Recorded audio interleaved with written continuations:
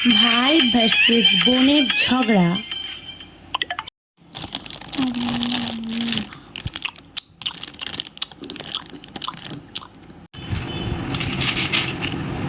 এই তোর চিপস একটু দে না রে। ইস কেন দেবো?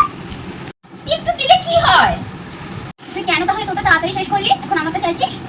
আরে না, তোরটাতে বেশি ছিল আর আমারটাতে কম ছিল, মা বলেছে। সত্যি? তাহলে আমি মাকে জিজ্ঞেস করি। আরে চিপসটা নিয়ে কোথায় যাচ্ছিস? সেদিন নামতে গিয়ে চিপসটা পড়ে যাবে, চিপসটা রেখে যা। ঠিক আছে, খাবি না কিন্তু, আমি এখনই আসছি। মা শোনো, দাদা বলছিল। কি হয়েছে? শোনো, দাদা বলছিল দাদা